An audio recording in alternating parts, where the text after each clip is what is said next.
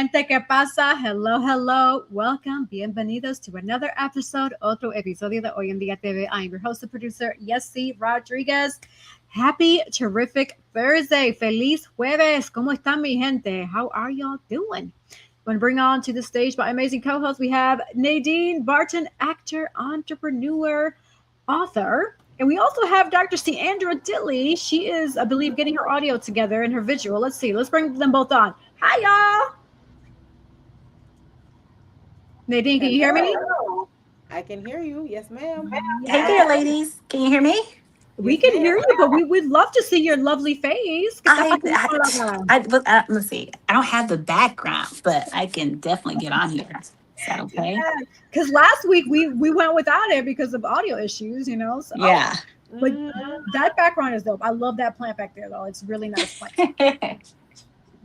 My screen is so tiny. I'm trying to be a green thumb, you know. I mean, I'm not good with the plants and stuff, but I've had one for 5 years that's thriving beautifully.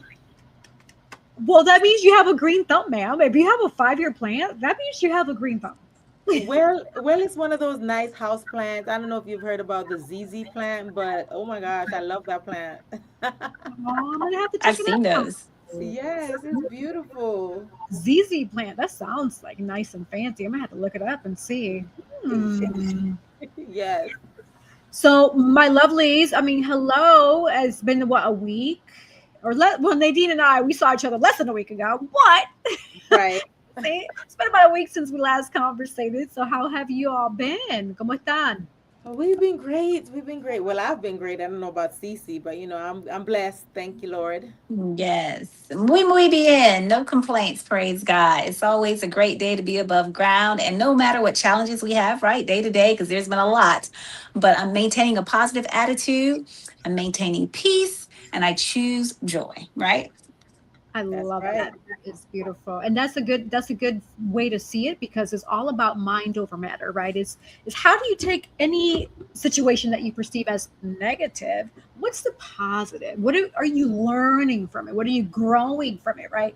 I feel like a lot of people, when they see what's potentially what they would consider a negative, they kind of stay in that negative attitude or negative mindset.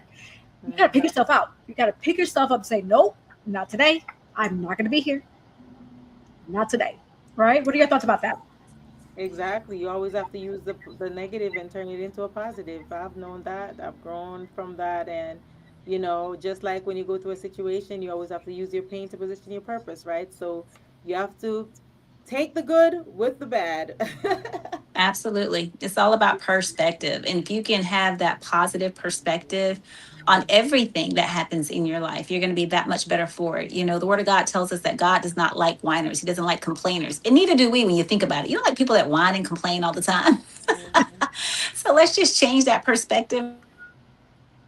You let it with that. Oh, we lost Cece. Are you still there, sis? I am. I'm not sure what happened. There we go. Yeah. We're going to get through this evening. It's going to be a juicy conversation today. Absolutely. I'm telling you, the devil been trying to dip his hands into this, but I rebuke it in the name of Jesus. Exactly. Shout out to Brandon, who is tuning in. Thank you, Brandon, for supporting Hoy En Día TV. And there's another viewer. If y'all can tune in, say hello, see how y'all doing. But thank y'all for tuning in. Hoy En Día TV is all about life, lifestyles, the ups and downs, the good and black. It's the good and black. The good and bad. See, I made y'all laugh. That's what I'm talking about, right? Because we aim to positively motivate, inspire, educate, entertain, of course. That's right. For each and every episode. What is he saying? He says, I was looking up Nove Money and y'all came up. Well, hey, Nove Money. All right. Whoever that was, but thank you. He's an Army veteran, y'all. Okay, our guest was in the Army, so you will see him on in a few. Absolutely. Yes. We always love to interact with our viewers. So thank you, Brandon, for tuning in for real and commenting. We appreciate your interaction. Yes.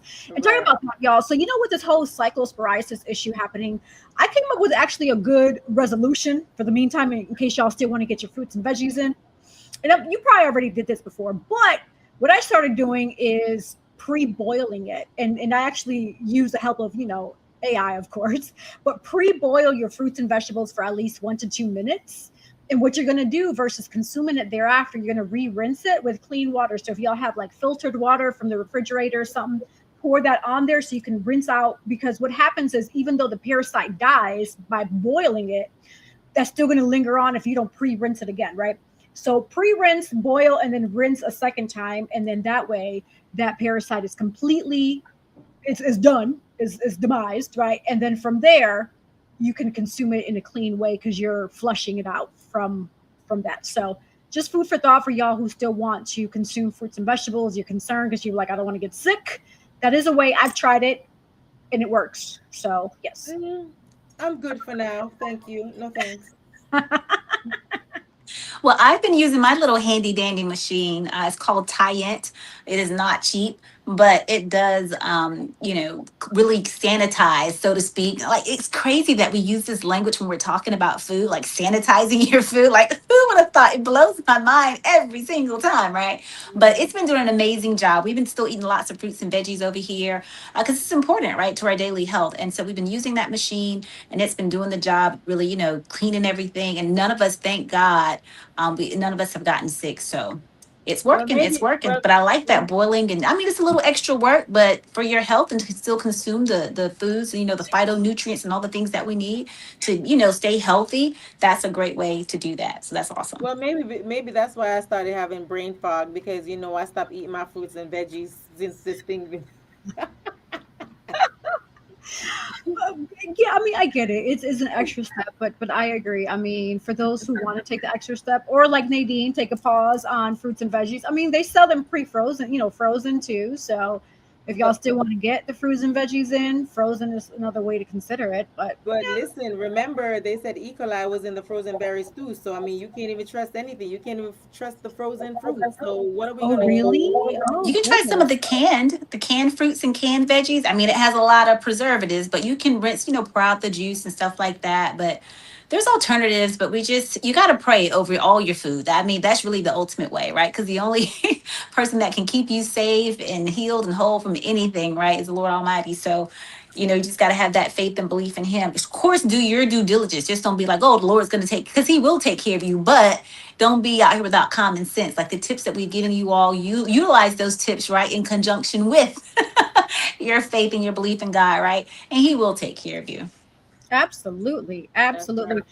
And talking about taking care, so I recently came across a post about a husband who was taking care of his wife, and apparently this came out like last year because I spoke to with Nadine about it, and she had heard about it. This is my first time hearing about it, so I'm gonna share it with y'all to see what you think, especially Cece. I don't know if you've heard about this, but a couple's unusual financial arrangement has gone viral. There's an entrepreneur by the name of Yada Yada revealed that he pays his wife Asia Yada $250K annually as a salary for being a stay-at-home mom, plus $150K bonus for each pregnancy. Right now, she's on her fifth child, and the arrangement reportedly brings her an annual internal compensation of $1 million. The couple says the goal is to recognize the physical, emotional, and career sacrifices that come with being a mother and motherhood. And of course, being a full-time caregiver, not to turn their marriage into a business deal, but to really show that appreciation. I thought that was remarkable. So my hat's off to that husband for taking care of his wife. What are y'all thoughts about that? Listen, if he have the funds to do that, who are we to complain about that? So I'm just saying. I agree. I concur 100% wholeheartedly. Okay. Listen, she's living her best life. That's why she's popping all those kids because the money coming in, honey. Like before you know it, she's gonna have a football field, girl. Okay. She Kudos is to going to you. remain gainfully employed. Okay. I'm loving it. Kudos, I'm loving it. But here's the thing though, kudos right? to My her husband and doesn't her have to kids. pay me to take care of our kids, but acknowledgement does need to be shown and demonstrated, right? I'm not mad at the fiscal, responsibility. I'm not mad at that at all. Listen, My further question, just I have an MBA, so just thinking kind of business minded as well, and just being an entrepreneur myself, is it advantageous, right, for him to pay the spouse, right? Are they going to get a bigger tax cut, like, or is that going to cost them more money? So I'm kind of looking at it that way, because that might be a whole little, you know what I'm saying, a little come up. I don't know, but just something to kind of think about, right? But I'm definitely not mad at it. I would love my husband to pay. But why That was might that incline even? us ladies to have more babies, right? No, just joking. Just kids are hard work. One is enough, right? One is enough. But But why was I, that I even I in the like that. media? I mean, maybe it could be like a bonus, like just honey, hey, he had this. You know what I'm saying? Not to say that you're taking care of our kids, because it's like you're paying your spouse to take care of your kids. I don't know. It's kind of like, so on the flip side, right? On the flip side of it, it's like, gosh, like somebody had to pay my mom to take care of me, otherwise she wouldn't have taken care of me. Not saying that this is the case, right? I'm just, saying on the flip side of things, right? I shouldn't have to pay another spouse to take care of their kids. It comes with it. You have the baby, that's a responsibility. You take care of the child, right? But again, I'm not mad at it. Just want to put that out there. Listen, listen. I don't know, but why was that even in the media? I mean, why are you going around? Like I said, if they have the funds, I mean, and they want to put it out there, but why would you advertise that? Well, honestly, the way I saw it was because of our society growing up in the United States. That's how a lot of the upbringing and their mentality is, right? And I believe that this couple is from Africa, from what I could see in their background, which that tells me that there's a different mindset, there's a different value, thought, frame of thought or concept, obviously based on their story of how they see and value, especially the people or the person raising Yes, right. their And I believe that child. this couple is from Africa, from what I Oh, could see. I hear an echo for some reason. I don't know what just happened. Um, but yeah, so that was my thought on that and why I brought it up, because I thought that was very interesting that they do that as a husband and a wife and as a family. And then even from a tax write-off perspective, Cece, I know if she does any donations, I can help with their like tax brackets, right? Like donating to different organizations and charities and stuff like that. That can help them not have such a large tax bracket or tax bill at the end of the year. So, I mean, I don't know, my hats off to them for thinking that way, something different, something And that that's was what I'm, and to. and again, I agree. Like I'm thinking it has to be advantageous to some degree, I believe, whatever that degree is. The fact that you mentioned it's an African culture, the culture is different there. So it's very surprising that, because the African culture, what I've learned about it and having friends, that, I see their lifestyle and they tell me their stories and how they live and grow. It's really the expectation, truly, of the wife to take care of the children. Like no payment, like payment. What are you talking about? Like, it's like that's your job. You know what I'm saying? Because they are very, not just saying African male. Most not. I'm not going to say most. I'll just say there's a split, right? You have beta males, you have alpha males, but typically, like in the African cultures and stuff, the males that they get, they're more, alpha kind of, dominated and that kind of thing. And so the fact that this husband recognizes the value and he's putting a price tag on it, and not even saying that that's the true value, it was just possibly what he could afford at the time, which is very, very nice. Uh, but that just shows something different too in the culture. Like you said, their thinking and stuff like that. I find that to be very interesting as well. I mean, so here's another thing with that. Not saying I don't know their dynamics as far as the relationship, but what about those polygamists that have many, many wives? I mean, how are they taking care of their wives? Have you seen the movie Polygamist on Netflix? Mm-mm, no, what is it about? Is it about multi relationships? Polygamist, the man who had like multiple wives. Yes. Have you? Wow. Well, I'm not sure if it's a polygamist. there's a superstar that has, I mean, not in the legal sense because that's illegal in the US. You can't have multiple wives, right? Either, bigamy, polygamy, whatever it is, right? You can't do that. But there is and maybe you guys have heard of this, but it's out there. Neo, the singer, right? He has three like wives. I'm using that very loosely, but he has three women that he considers wives, and they live together. appearingly so happily, you know, ever after and that kind of thing. But he does have three women that he considers his wives, and he takes care of them. And of course, you know, he's a pop star, so the money's probably there. And Neo does a lot. He's not just singing, but he writes music. He does a lot of different things behind the scene that people don't know about. But he's doing that. So, and I know that there's other people here in the US as well that have really kind of adopted that, you know, to have multiple wives or husbands, because there is a black lady who has two husbands, and I'm using that loosely because it's not legal in the US, right? But two men, you know, as well. So it's you know, culture has changed. You know, I don't see how people can keep up with all of these spouses. That's a lot of work, right? That's just a lot of work. And so what got me to thinking about Neo was that when he's writing his music and singing his songs, how do the women know who he's talking about? You know what I'm saying? Like those love songs and stuff like that, because he has some really popular music and hits and things. And so it's like, who is he singing about on this one? I wonder if they even think about that, honestly. But I thought you said it was illegal. So how is that even? I mean, how do they do it? That's a good question. We're gonna have to find somebody who focuses on that type of lifestyle. Might be overseas to see. I'm curious because I agree with you, Susie. Like having one spouse with a child is tough. I can't imagine like multiple. Like how? Where do you get the energy? Where do you like? Obviously, somebody eventually is gonna not feel loved, especially if you have multiple people. How do you equally divide? Like I can't wrap my brain around that. That's just too much. I would feel like an octopus at that point. Okay, right here. Like no, that takes up too much. A strong mindset to do that. Right, dealing with different personalities, different attitudes. Just thinking about it just boggled my mind. Oh gosh. Oh gosh.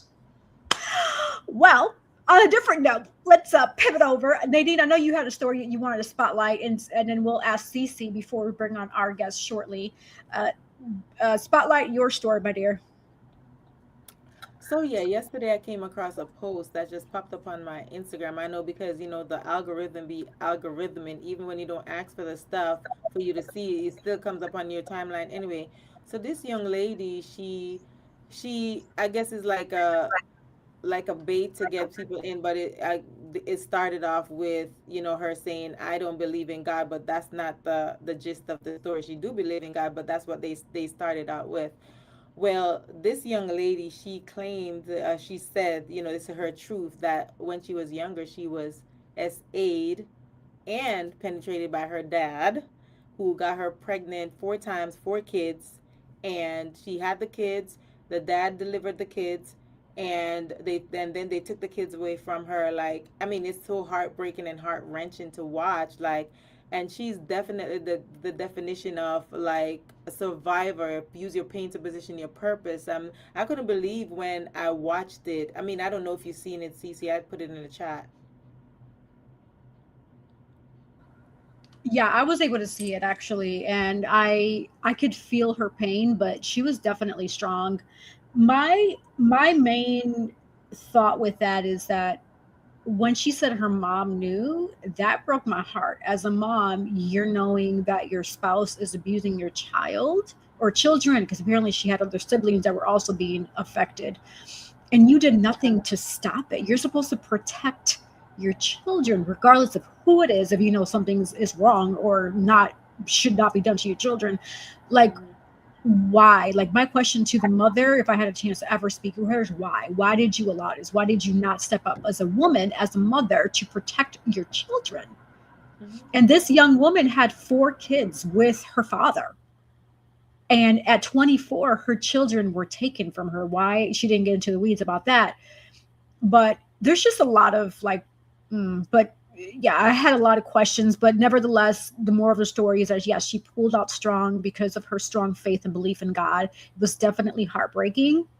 And just another, it's just, I don't, as a parent, I thank God that I don't think the way most of these parents are. Like I see a lot of stories that just break my heart, you know, and it's just like, why? Like, why are you a parent? If you know you cannot be a parent, please, I encourage you, I'm praying to you, please put yourself on birth control, sir, ma'am, whoever. And then you That's what have I'm your wife, you have your wife there. You could get it from her. There's a million other women out there. Why choose your daughter? You know what I right. mean? And then you don't want her to go to the police or do whatever, so you deliver the child, the children yourself. Like, Yep. I, And she was taken I from school too. She was taken away from school, she shared, so that she wouldn't have to be around friends or anybody that would question what was happening in the household. So there was just a lot of cover up. Yeah. mhm, Yeah. it's a lot. Cece, what are your thoughts about that? Yeah, it's very heartbreaking. I do hope, that a case is being launched, because of the statutes of limitations and things of that nature. There still may be, time to prosecute, right? Mom and dad.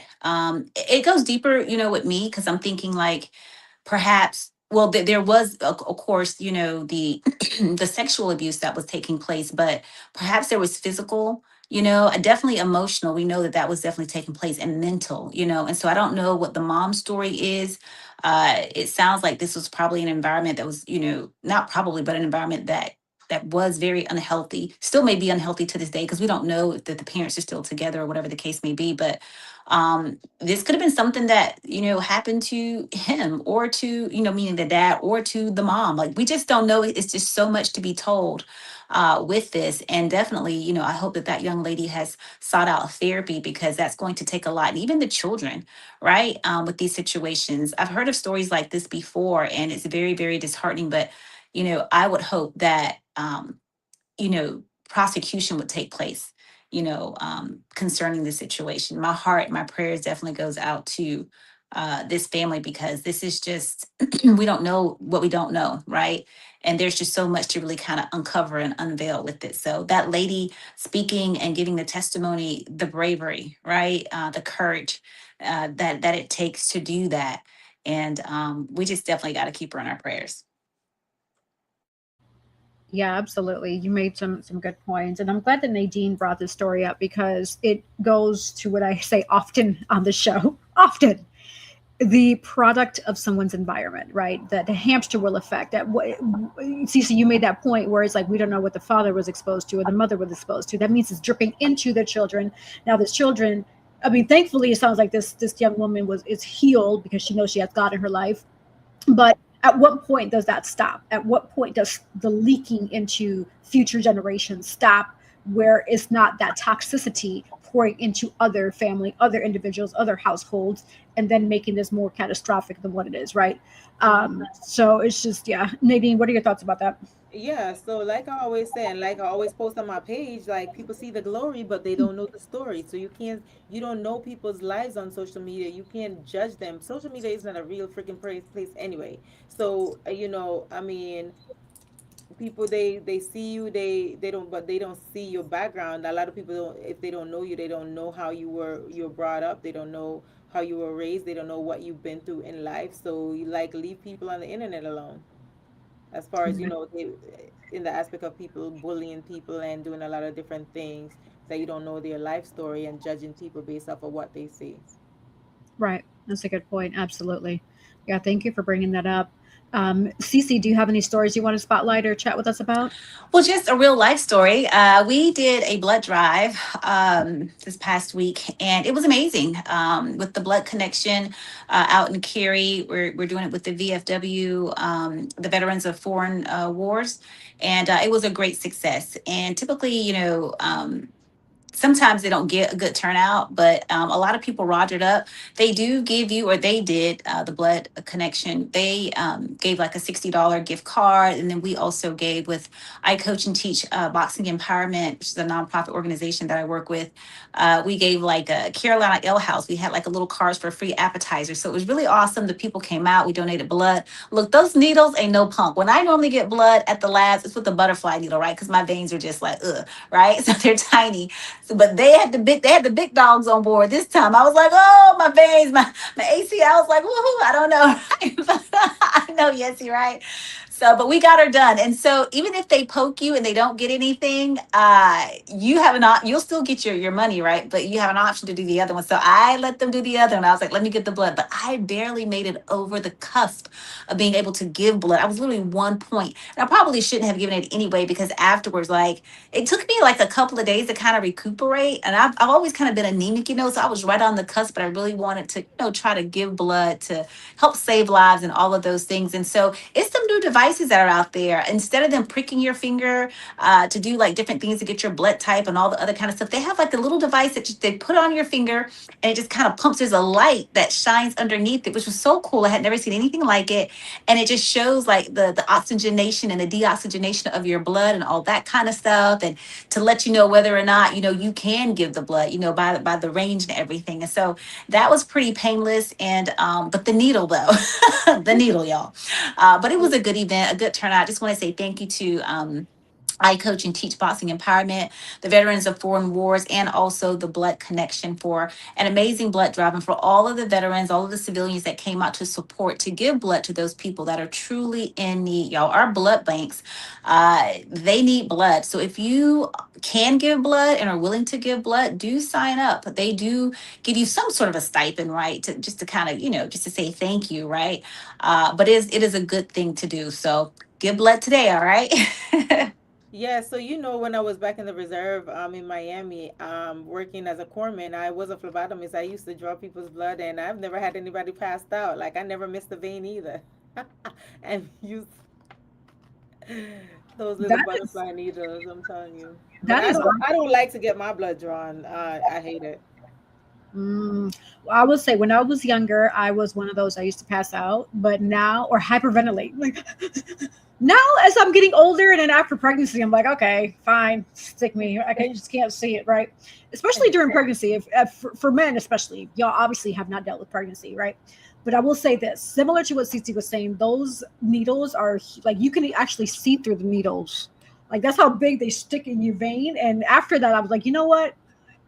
I can't. It is what it is at this point, right? I got to overcome my phobia for needles here. So, but I will say this is quick question though. You mentioned that you were like 1 point above.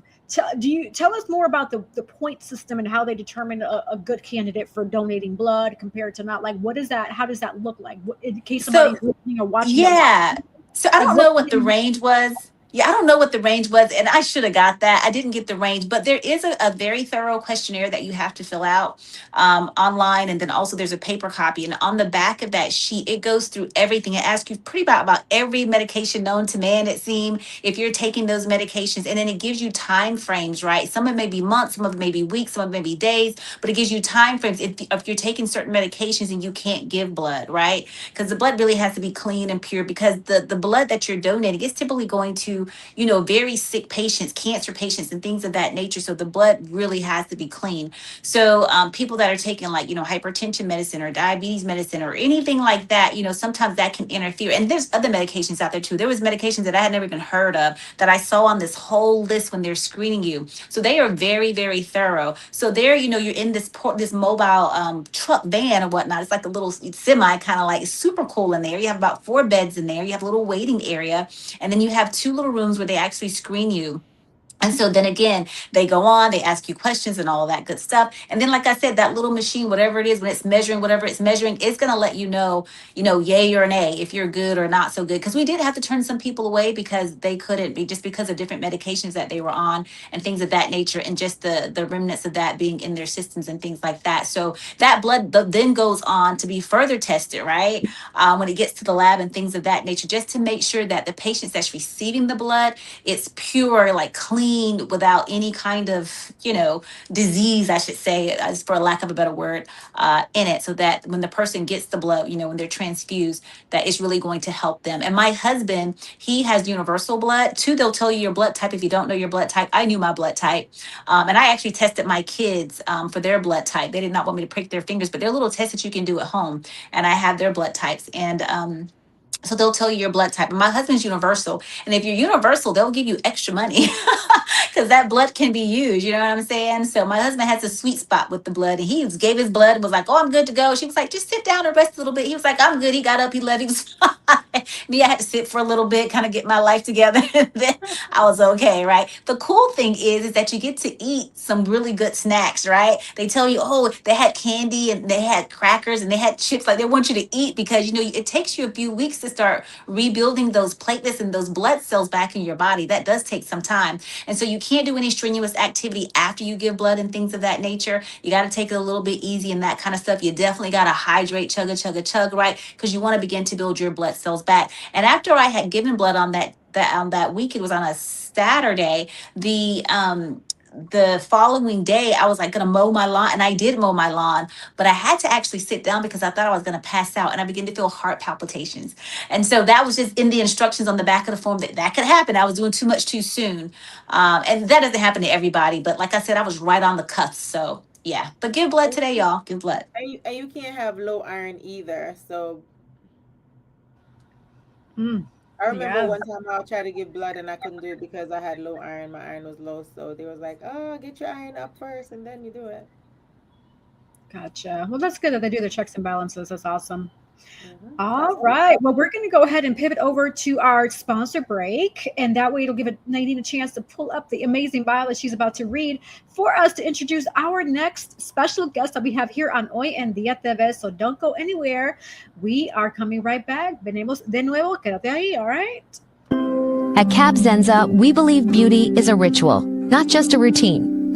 Rooted in intention and inspired by nature, our skincare is crafted to nourish more than just the skin. It nourishes the spirit. Every jar is made with purpose. Because when you flourish inside, it shows on the outside. Cab Zenza's isn't skincare, soul care. From the moment that I put this Cab Zenza on my skin, it feels most amazing. As you can see, it has your skin glistening, it's moisturizing. You too should get Cab Zenza. Luxurious body butters. Sponsored by Divine Beauty and Accessories.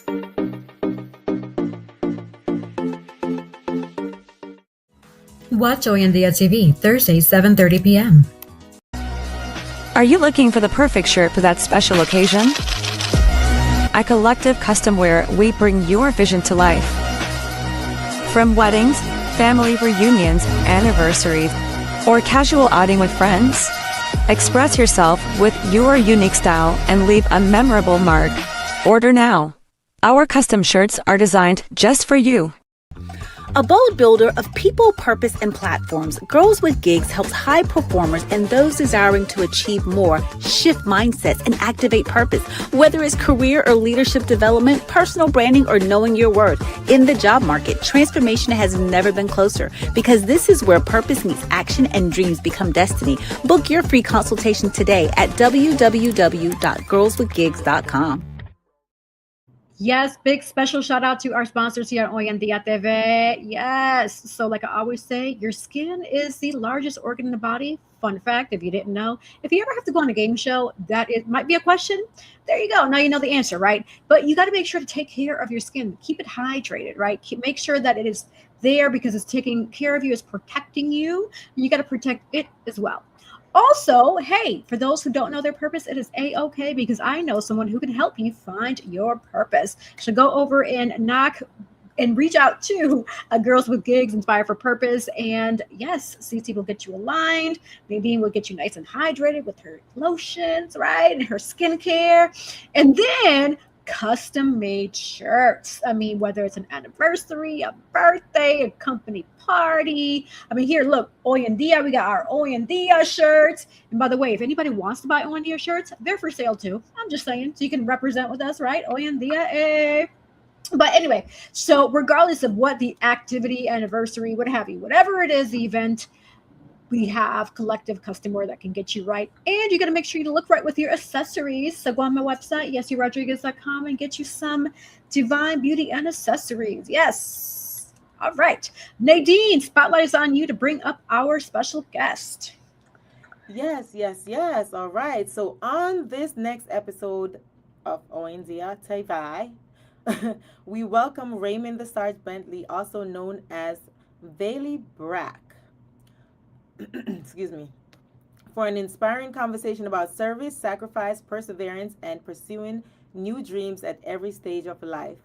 Raymond dedicated more than 30 years to the United States Army, serving in several distinguished roles, including Airborne Ranger, Drill Sergeant, Infantry Leader, Fitness School Instructor, and Army Recruiter. As a member of an elite group trained for some of the military's most demanding missions, Raymond built a career defined by discipline, leadership, resilience, and service, all while navigating the responsibilities of fatherhood and family. After retiring from the Army, Raymond continued serving others as fitness instructor and Army JROTC educator, but his journey did not stop there. During the COVID-19 pandemic, Raymond stepped into the world of acting, beginning with background roles before earning opportunities in independent films, television programs, and stage productions. His performance as Gideon in the apocalyptic film Dead by Tomorrow earned him the Best Supporting Actor Award at the 2022 International Film Festival, proving that it is never too late to discover a new passion and give it everything you have. Raymond is also an aspiring writer with several creative projects in development, including The Purple Ribbon, Uncle Noah, and Right is Right. His philosophy is simple but powerful. I may never become a millionaire, but I refuse to look back and regret not giving it my all. By yourself, then be somebody else. Never let them steal your joy. So tune in for this motivating conversation about military service, fatherhood, education, acting, writing, reinvention, and the courage to continue chasing your purpose. So, like I said before, from Airborne Ranger to award-winning actor, meet Raymond Sarge Bentley. Wow. Welcome to Hoy En Día. Very, very nice, robust bio. Very impressive. So thank you for being on. And thank you for your service as well. To you, to Nadine, to CC, all veterans. And this is just amazing to have you all here on the show. So in a nutshell, who do you say you are, Raymond? Well, first of all, thank you for having me. Thank you for your patience. Who do I say I am? Can you ladies hear me good? Excellent. Ladies, I just want to say thank you for your time. Who do I say I am? I am the man that God created. I am a son, a father, a brother, an uncle, a cousin, a nephew, a grandfather, a soldier, a man who enjoys life and doing everything I can to walk the path that God has created for me to walk 110% and then some, all while trying to help the next person up as well. That is amazing. Thank you. So let me ask you this. Let's peel the onion back. Let's take it all the way back to the beginning. So growing up, were you always naturally disciplined and driven, or was it something like a quality that you learned when you joined the military and had a career? Let me go ahead and fill you in with the first lie. Yes, I was always disciplined and motivated. No. Just like every other teen, I had no direction. I grew up in Connecticut and New York, mainly in Connecticut, but I lived in Brooklyn, went to school there as well, and had no idea what I wanted to do. Now I was always, oh, there it is, thumbs up to Brooklyn. I didn't know what I wanted to do. I know I was very athletic.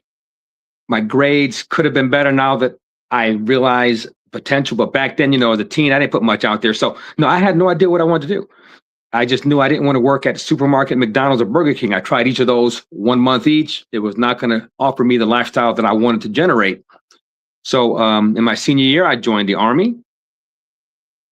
Doing so made me realize, okay, dude, keep your grades up or you're not going anywhere. So I kept my grades up. Staying out of trouble was easy. I stayed out of trouble. I had a strong mother and a pastor for a father. Although they were separated, they were always a part of their life.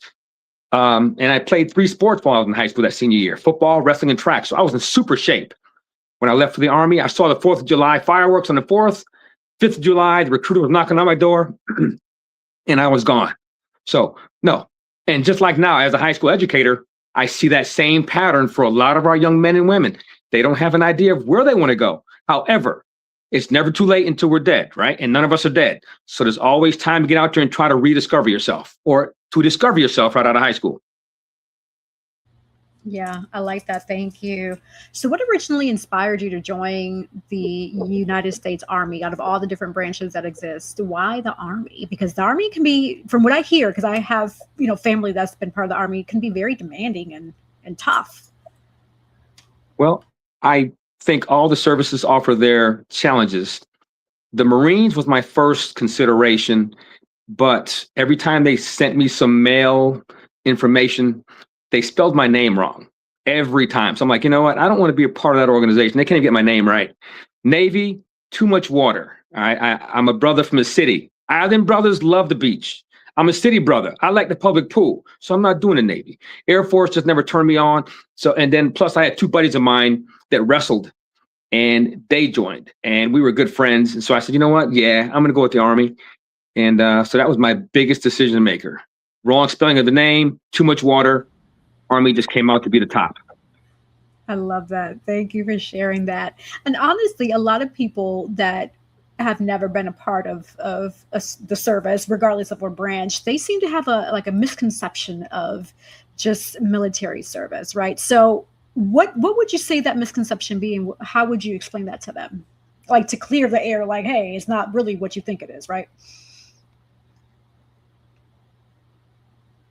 Oh, I have you thinking hard. Get that question one more time. You cut out on me. Oh no. So civilians or individuals who have not experienced the service life or the military life have a misconception of just different things that we see based on what we see on movies, on TV, etc. So what would you say that misconception is, and how would you explain it to them to help them put into terms like it's not really what it looks like type of thing?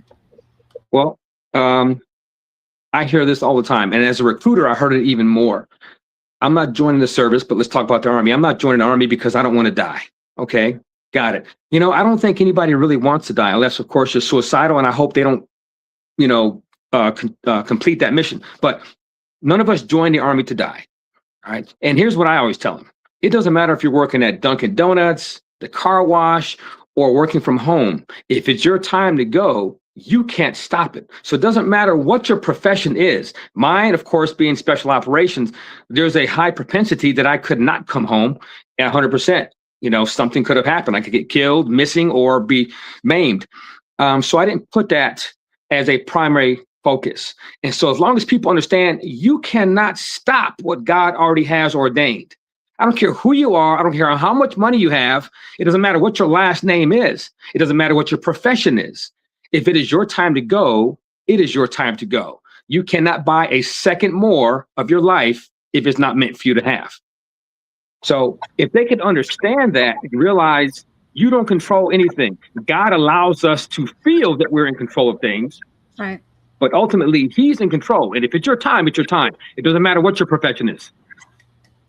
Thank you for that. I love that explanation. And I'm actually going to spotlight Cece. I do have some more questions, but I'm going to spotlight Cece with hers to see what she has for you. Yeah, absolutely. So you say that you're a high school educator. Was that correct? I am. Phenomenal. So I love kids. They're so amazing. But being high school, right? These kiddos, they're kind of like little mini adults, right? In a sense. What do you find or see that are some of the biggest challenges, that high school students have right now in this particular era of time? All right. Do we have about 2 hours? Okay, I'll condense it. Some of the biggest challenges are, and of course, I'll key on the one that they cannot control. Home life.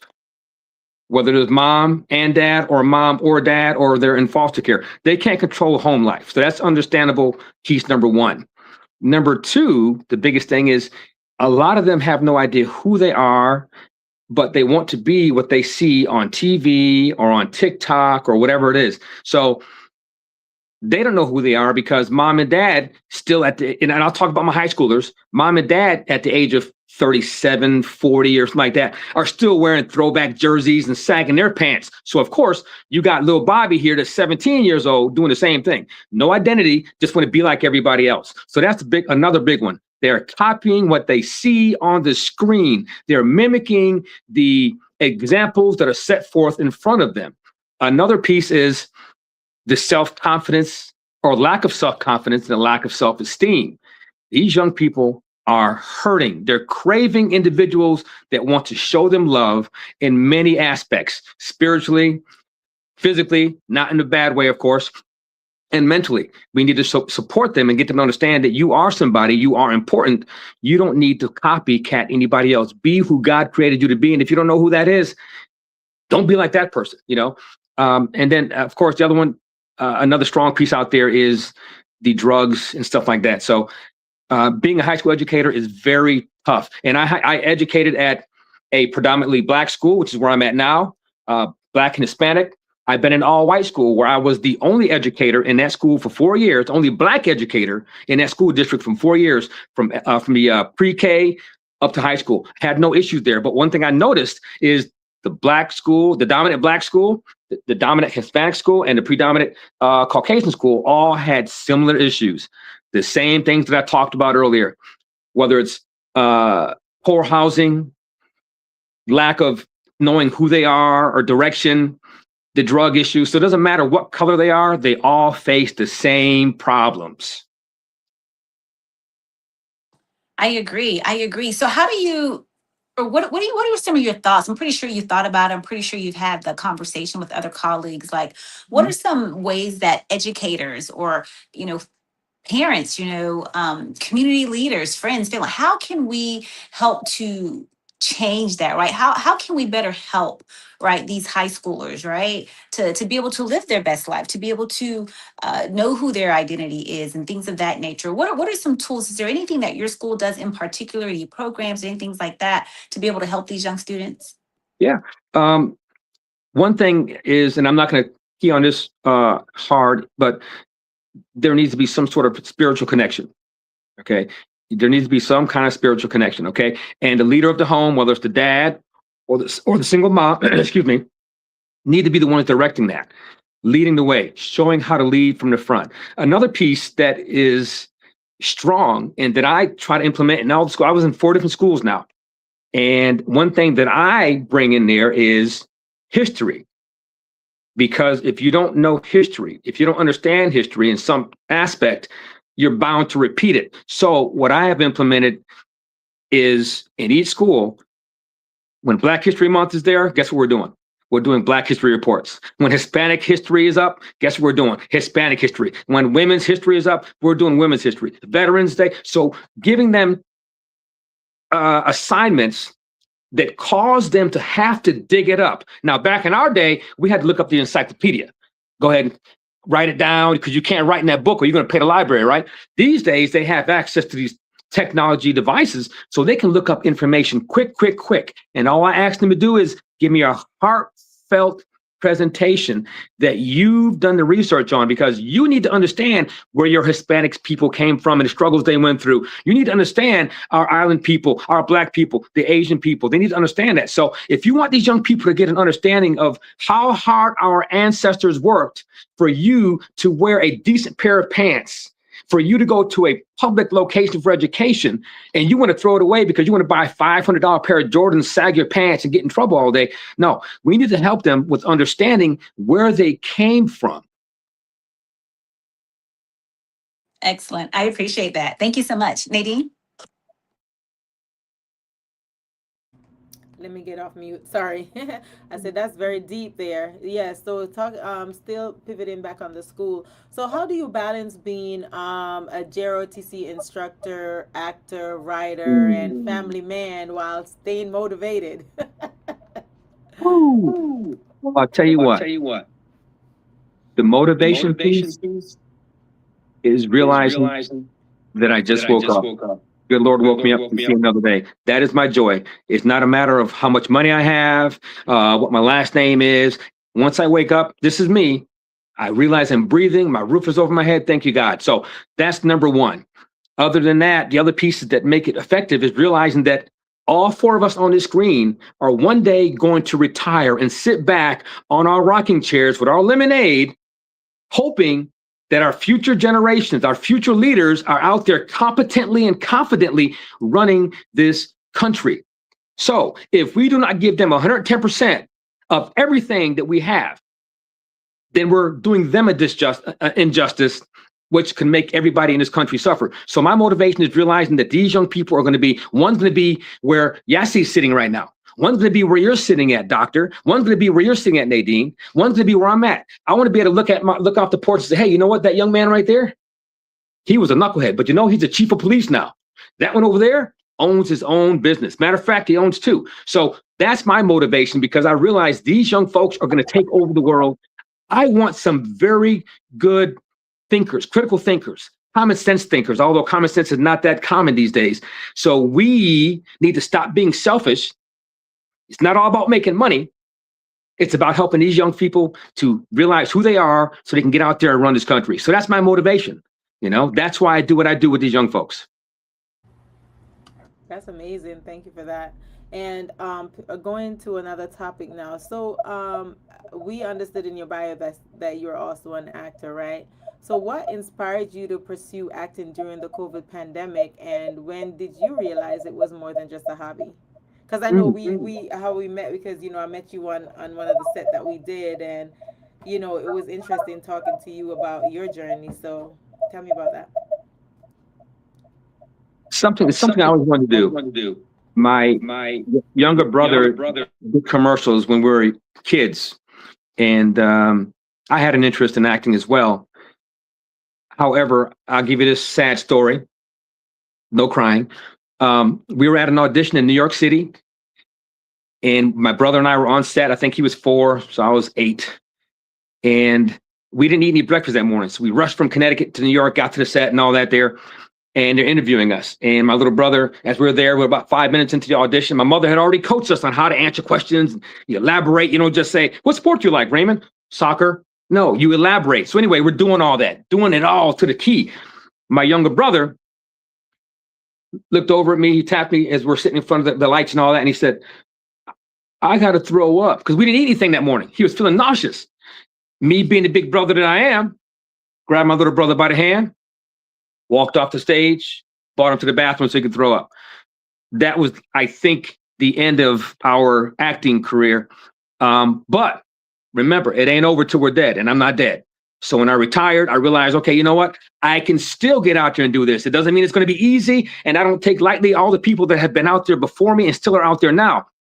But I'm looking at different people on commercials and movies and sitcoms. I'm like, I can do that. And then especially when I see the military stuff, I'm like, whoa, wait a minute. They're making movies of Army Rangers and this and this. Well, I'm one of those guys. And I can still get out there and do the things that they do. So I'm like, if they can do it, why can't I do it? Nothing's stopping me. Of course, there's some hindrances. I got speed bumps, right? Speed bump doesn't mean stop, right? What does a speed bump mean? It means slow down and proceed with caution, right? I hit speed bumps. One of my speed bumps right now is education. This is my primary bread and butter. So this is what I must do. I'm treating acting as sort of a hobby, so to speak, but I'm hoping that one day that will be my bread and butter, you know? So speed bumps don't mean stop, and there's quite a few of them. It's difficult, but I do what I can. And most of the things are independent stuff, which is great. Again, with you, Nadine, we did 2 of them now together, and I'm hoping to do many, many more, you know, but I'm gonna do what I can. I got 1.5 years before I retire. And at that time, I'm gonna decide if I'm gonna stay in the school systems or pursue acting and writing diligently, which is what I'd like to do, but we're gonna see what God puts on my heart. Awesome. Thank you for those answers. Yes, definitely. You keep me motivated, because guess what? I'm not dead yet. God forbid. Nope. Keep going. Age, and then another thing too, age is not a factor in acting. People, get it right. No, look, age is not a factor. I mean, obviously you see a lot of people on screen that are way older than us. They had to get started at some point. Now, of course, a lot of people on screen now, they had dads and moms and all of them that were in there. Well, guess what? I don't have a father or a mother that's in acting with all that money and a big name yet. So guess what I'm trying to do? I'm trying to create that big name for mine. Okay, whether my name gets huge or not, I'm gonna do what I can so that way my kids can get in there. If you've ever seen America's Got Talent, 2 years ago when the Army, the 82nd Airborne, made it to the finals, my daughter, who's in the Army, living in Hawaii right now, was on that group of people. That 15 people were on stage. She was on there. They made it to the final. She's on there dancing and singing with her big belly because she was pregnant at that time. And they did a real good job. And since she sings for the Army, she's been to Normandy for the celebration there. She's been to Italy. She's been to all these places for the Army singing. I have a son who's a writer. He wants to get involved in writing scripts. And my other daughter did modeling. So it's in the blood. We're motivated about it. And we're going to do the best we can to make it happen. That's why I love networking with people that are in places that I'd like to be. So I appreciate, again, you ladies giving me the opportunity to talk with you and to share my little story. Well, that's amazing. Seems like it's a family that needs to attend. We don't wait, we create with Yesy over there in North Carolina. Yeah. Thank you, Nadine. Absolutely. Thanks for reminding. Look at you, Nadine. Yes, we know what we create. That is right. Happening August 22nd in Morrisville, North Carolina. It's right near Raleigh. And this is called the All Creatives. So whether you are a singer, a model, an actor, photographer, director, screenwriter, filmographer, etc., whatever type of creative you are, podcaster, I mean, hey, come on out. We would love to see you. It's going to be an opportunity, an amazing opportunity to be in the same room with all sorts of creatives. We have our guest highlight speaker that's going to be there. And myself, I'm in the panel as well, you know. So, hey, there's a lot of surprises in store. You just got to come out and be present 8/22/26. Tickets on sale at thecollectiveevents.net. Yes. Awesome. Nadine, I'm not sure if are you done with your questions for now? You good? Okay, perfect. All right, Raymond, back to me. So after spending decades in a structured environment, did you ever experience a loss of identity or uncertainty? I know earlier you spoke of identity with your high school students, but even you transitioning from the military service life into a civilian lifestyle, did you ever experience that? And if so, what did you do? And what words of encouragement would you share with fellow veterans who might be transitioning as well? Well, while I was in, being in a Ranger battalion and all the high speed stuff that we did, I'll speak for myself, thinking, hey, I'm invincible. The good Lord has made me strong. I can do whatever. So I'm thinking I'm going to be in here forever. Yeah. I only joined up for 3, and that 3 turned into a bigger number. But I had no idea what I wanted to do really while I was in the Army. I said, what am I going to do when I grow up? I had no idea. So I stayed in, enjoyed doing what I was doing. It was great. I enjoyed this, going to that school, doing this, going to this mission. It was great. I didn't know what I wanted to do. And even when I retired, I still had no idea of what I wanted to do. So I said, well, I got to think of something. That's when I got involved with the JROTC. I said, well, I've been an instructor for many different academies while in the Army. Let me use my skills to educate our young people. Still, I went in not knowing that was going to be a career. I said, well, what am I going to still do? So I ended up getting my degree in psychology because I love the way the mind thinks. And if I could help somebody get over this and that and make them laugh, then so be it. But I still didn't know, and at this moment, still don't know what I want to do other than being an actor or a writer. So it's not something uncommon. I have a lot of buddies that get out of the Army or the military in general, and unless they already have a pathway, in other words, they have a degree in a certain area, and they've made connections on the outside world prior to getting out, a lot of us just like, well, some just sit back and retire and drink beer or lemonade. Some of them go out there and say, well, hey, skip it. I'll work at Home Depot. They love me. Or I'll do postal. So a lot of us get out without an idea, but realize that we can get accepted by a lot of locations based upon the training and discipline that we have. So I think that's a big thing we hold on. That the training comes in handy. You just got to figure out what it is you want to do and go for it. Awesome. Thank you for that. And talking about going for it and figuring out what you want to do, I want to know more about this award, Dead by Tomorrow, and your award. So tell us about the character. What parts of you did you bring into the character that helped you get the award? This was back at 2022 Best Supporting Actor Award. That's amazing. Tell us about this. Thank you. Initially, when I tried out for the part, I gave it my best. I sent it in. And about a week and a half later, the gentleman reached back out to me and said, well, Bentley, thank you for trying, but we're going to go a different route with that, but we'll keep you in mind. And I'm like, hey, no problem. If you have anything else in the near future, I'm here. I'm not going to get upset because I didn't win it. No problem. So that gentleman, about 2 weeks later, reached out and said, hey, we loved how you responded. By the way, the gentleman that we chose dropped out. Would you like the part? I said, yeah, I'll take the part. Now, this part's different from anything else I've ever had. I don't know if you ladies think this, but every position I get is either, what was my part when we played Nadine? A military man, a stern father, a coach, or a chief of police. Those are the parts I always get. And I'm okay with that. Nothing else. I get nothing else. It's one of those four. However, by Dead by Tomorrow, I was playing a bad guy, my first bad guy role. And I get out there and I got my, get up, my mindset going on. I'm like, okay, I've always been a good guy all my life. I tried. Not saying I'm perfect, but I've always tried to be a good guy. I think I know how to be a bad guy. And so anyway, make a long story short, we film it. I had fun with it. They let me know I got the certificate and all that. Hey, Bentley, oh man, we just won Best Supporting Actor. I'm like, what? Are you kidding? And that's with 2 different organizations. I'm like, wow. And this was initially a role that I got turned down for, but staying positive and realizing that, hey, there's more opportunities out there, allowed that gentleman to say, you know what? That guy was very respectful and open. And that gave me the opportunity to do that. So I'm hoping that there's more of those to come, not just for me, but for the person that writes it, the person that directs it, and all the other cast members. I want to get out there and give a good performance as best I can, because that's what I want to do. Like Nadine read in my bio there, be yourself, then be somebody else. That's all about acting. Yes, thank you for that. That is amazing. And congrats again for that. That is an interesting story, how you were first rejected, but then to realize, wait a second, we have something here. And they saw the jewel, the blessing that God put upon you, that what's it called? There's a word for it. Cece, you might be able to help me with this word where they see some, they just don't know what it really is, right? It's one of those, you know what you had until it's gone type of thing. But nevertheless, you were blessed with it. So I will say this, I'm really glad that you shared that, because the actors and talent that I coach, because, with Slay the Scene Academy, for those who haven't found out about Slay the Scene Academy, classes are in session. So y'all sign up for Slay the Scene Academy.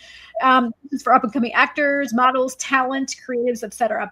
But Raymond, going back to you, I coach that to the talent to say, hey, your attitude, personality is what's going to walk in the room before you, right? You could be the best actress, actor, etc. But if you have a really stinky, diva, nasty attitude, you're not going to be called back. I'm sorry. And who wants to work with that? Who wants to work with somebody who's like, oh, well, no, ma'am, sir, sit down. Sit down somewhere. We ain't got time for the shenanigans, right? So the thought that you put your best foot forward, you stayed positive, you were respectful, you weren't a diva about it. I don't know what the male version of diva is, but nevertheless, you stayed positive and professional. They saw something in you, and that I salute you, because that is definitely the way to go. And look, you got Best Supporting Actor. So, I mean, hey, it paid off. So that's beautiful. Yes, indeed. Watch it. It's been out for a while. So notice that, what's the movie called, or the production? Dead by Tomorrow. It was a short film that they sent to different film festivals, and I got Best Supporting Actor in 2 of them. So the international one, and another one I can't remember. It's called Best Damn Acting or something like that. I got the things up on my wall, but yeah, it's out. It's on YouTube. It's been out ever since then. And like you said, have the right attitude, because they obviously saw Denzel or Lawrence Fishburne in me, so I got it. That's what the good looks with the hair that I had earlier. But yeah, you have to have the right attitude. I don't care what you've had before and who you acted with before. It doesn't mean you're guaranteed the part. Okay, and even if you make a mistake during the audition, just keep your head up, stay motivated. Because once again, what God has for you is for you. It doesn't matter who else is there. I love that. I'm glad you shared that, because I hear that a lot, but what I notice is really about the mindset. This past weekend, I had an opportunity to travel to Georgia to visit Nadine, because I was blessed with a production out there. But that was one thing I took the time to really listen to, the positive mindset and manifestation, right? It's about when you hear something, you really have to think about it and really absorb it versus just hearing it just to hear it. It's about the power of the mind, manifestation. You speak what you want. And be careful with what you say, because once you believe it, it's going to come true, right? And it's one of those things where a lot of people, I feel like when I encounter people, they're like, oh yeah, I hear it all the time, but I don't know. You're leaving that room for doubt. That I don't know, you're already doubting. So why do you think it will happen if you're doubting, right? So I say that to say the power of the mind, positive thinking, believing, and affirming is definitely key, especially with what you said, because you have a saying, I may never become a millionaire, but I refuse to look back and regret not giving it my all. Tell us about that philosophy, and when did that become important to you? That I had that philosophy ever since I was in the Army. I wanted to, whatever school I went to, I wanted to do the best I could. And if I didn't pass it, if I knew I didn't give 110%, I was upset. And I never wanted to have that thought, to bring that up. I didn't want that regret. Man, I could have made this. I could have done that. But, I've been blessed where every school that I've attended, I've done very well in. Some of them I was top guy here, but that made me understand that, if you don't put 110% in whatever it is you claim you want to do, it's not going to happen. The power of the tongue, and like you said, the power of the mind is strong. You have to realize you can speak into existence what you don't want to happen. So stop saying I'm a loser, or I'm never going to get that job. I'm never going to get that part. Well, guess what? You're never going to get it, buddy. Okay. You just spoke what you don't want. And that helped me as far also with being a parent. I wanted my children to have the best lives that I can give them. And so I couldn't say, I can't do this. Oh, this is too tough. No. So everything that I try to do, I try to put 110% in it, because I don't want to regret saying, doggone, I woulda, coulda, shoulda. I love that. Thank you. Nadine or Cece, any additional questions that you would like to ask our guest? No, I'm great. It's just been a pleasure just to meet you. I love the energy. I love all the positivity. I just want to say, congratulations for the awards and everything that you received for a job well done. Like, we're super proud of you. Like, we're super happy that you received those awards, because you obviously deserve them, right? And again, your attitude really determined your altitude, right? And God sees that you put that 110% effort first. And so that's why he continues to bless you. So I just wish you Godspeed, continued success, and all the many things that you want to do. I love how you're exploring different things, and things are working out for you, right? And you're giving back, with the whole heart, right? So I just love that. So just a pleasure meeting you. I just really enjoyed this interview on tonight. Yeah, ditto to what Cece said, and I'm looking forward to working with you again. Now we friends for life, so you know what I'm saying. Hey, we've been brothers and sisters because we serve this country. You know what I'm saying? So we've already been connected even before we knew we were connected. So we just have to keep surrounding ourselves with like-minded people that want to do the right thing and move forward, people that are not being selfish and only thinking about themselves. Just like this podcast, it's not thinking about herself. She's opening up and bringing people in that would probably never have a voice. She's giving them the opportunity to speak. And somebody out there who's listening to my podcast and the person that was on before and so on is getting something. They're getting motivated by somebody's words that come across the screen. So I pray that you ladies keep doing this. And I'd love to come back on here because I had something for you. And I'm not going to bring it up right now, but I know people, how people believe that when you're married and separate, or boyfriend, girlfriend separate, you're supposed to hate each other. And we got to talk more on that, because I got a prime example. People always tell me, Bentley, you need to write a book on that. So I'll just hold on to that until we maybe get another chance. Oh, absolutely. We have some spots coming up in, I believe, November. So it'll be great. October and November. So it'll be great to have you on for a part 2, because I was just actually going to even suggest that. So you literally took the words out of my mouth for part 2. That's perfect. That means we're aligned in the mind. But before we tune out, because we're about to pivot to our last minute words, what's next for you, Raymond? What's next for me is I'm going to go ahead and continue moving forward joyfully. I'm going to keep rubbing elbows with the best people that I can. I'm going to try to continue to set the best example for my students, because, again, they are the future. I'm going to just keep plotting forward. Again, I keep saying this, and I'm going to say it again. It's not over until we're dead. I am not dead. I'm healthy. I am motivated. I have passion. I want to continue going. Again, I might not be that superstar on TV. Maybe my calling is writing, because I love to write as well. And I've written a couple of things. So we're going to see what happens. But at the same time, I'm just going to enjoy life as I live life, and maybe help others by either pulling them, helping with a helping hand. And here's a big thing. If you help somebody, or when you help somebody, if they should happen to surpass you, don't hate, congratulate them. You know what I'm saying? Don't just be like, well, because I see that a lot in acting out here. People don't want to give you any pointers because they're afraid that your skills will surpass them. Look, if that's your thought, you're in the wrong business. Okay.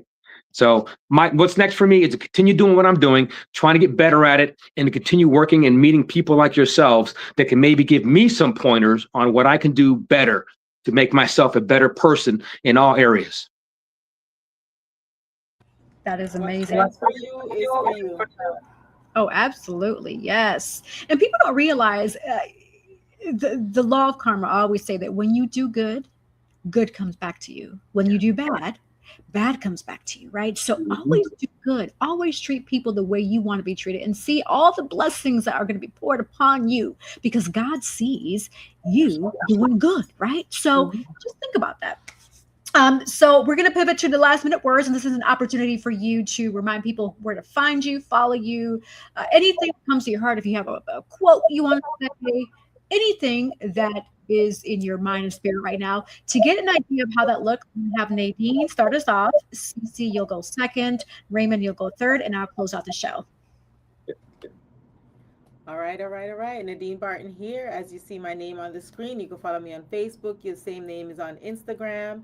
I'm an author. If you need any of my books and you need any motivation in needing to know how to write, or if you want to start that book, just contact me. Go to www.nadinebarton.com.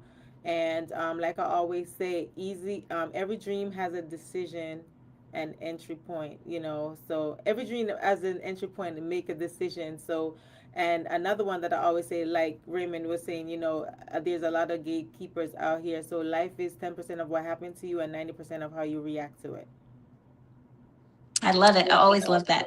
Fantastic. So, hey, I'm your girl, Sandra, the Actions with Inspire for Purpose and Girls with Gigs. You can find me on the www.girlswithgigs.com or inspireforpurpose.com. I want to remind you about this, a mindset. We've been talking about mindset and having positive, attitudes and things of that nature. The Word of God tells us the things to think on. So if your thinking has quite gone awry, I want to bring you back on that straight and narrow path to kind of help you line up things, right? And it simply says this: think on the things that are true. Think on the things that are lovely, the things that are noble and just, the things that are pure, the things that have a good report, right? The things that are praiseworthy, anything that is a virtue, think on these things. And I guarantee you, if you keep your mindset on these things, the God that loves us, that peace that surpasses all understanding, it will keep your hearts and minds through Jesus Christ. So as always, as I love to say, love and light and inspire for purpose.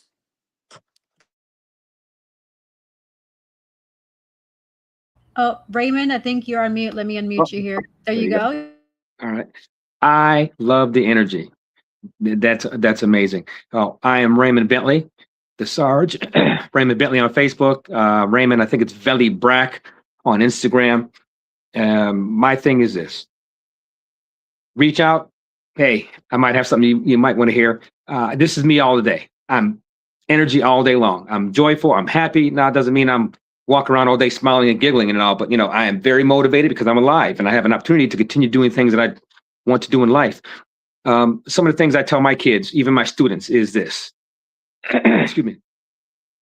It doesn't matter where you come from. All right. You know how they say that you start the race. It's not how you start, it's how you finish. That's the thing. It's not how you start, it's how you finish. I tell my children, I don't care what you do in life, as long as it's positive, legal, and not all about you. And I think that can fit everybody. Okay, if you're out here just all about you, yeah, well, you might be out there by yourself. Okay, don't forget the people that were there that helped you, even with the small things. Don't forget the people that love you and support you, even when you make the poor decisions. Realize that we all have to learn, and we learn from mistakes. Stay positive, stay motivated, learn from those that were before us, which is history. Be someone that can take constructive criticism, learn from your mistakes, and keep moving forward. Because again, it ain't over until you're dead. And we ain't dead. Thank you for your time, ladies. I really appreciate you allowing me to talk and to get that out there. Oh, last piece. Rangers lead the way. Okay, remember that. Rangers lead the way. Awesome. Thank you. Wow. We've had an amazing show. We're definitely going to have to bring Raymond back on for part 2 because it sounds like he has something else juicy that he wanted to talk about. But unfortunately, with our time limitations, I mean, we could be here all night, but I respect everybody's time, right? Nevertheless, it gives you motivation to tune in for a part 2 coming up. So stay tuned for that. We do have some additional guests coming up next week, and pretty much we're booked up until November. Praise God. Yes. Also with Hoy En Día, I mean, hey, we really appreciate your support, your viewer listening. And for those who want to be guests on Hoy En Día TV, you're welcome to do that. Just email hoyendiatv@gmail.com. If you go on my website, yessirodriguez.com, on the left-hand side, click that 3-bar option. There's going to be Hoy En Día. You can donate to the cause. If you believe in Hoy En Día, because we believe in Hoy En Día, donate to the cause, right? So, hey, help us out here because the production behind the scene takes money. Nothing, unfortunately, nowadays is free. And as you can see, the cost of living is tough. Nevertheless, if your soul desires, if you want to be a sponsor, if you want to spotlight your business, come work with us with Hoy En Día. We will help you get that going, right? Get those people on your products and platforms, etc. So, yes, for those who want to find me and follow me, just go on Google, type in Yessi Rodriguez, go on my website, yessirodriguez.com. For those who are serious about acting, modeling, anything with regards to entertainment, come visit us also August 22nd. We do what we create, and sign up for Slay the Scene Academy because I will help you get yourself together. Every scene that you enter, you're going to slay that scene. Yes. All right. And like I always say, the sky is never the limit because the galaxies are endless. Thank you all. Muchas gracias. Hasta pronto. See you next time.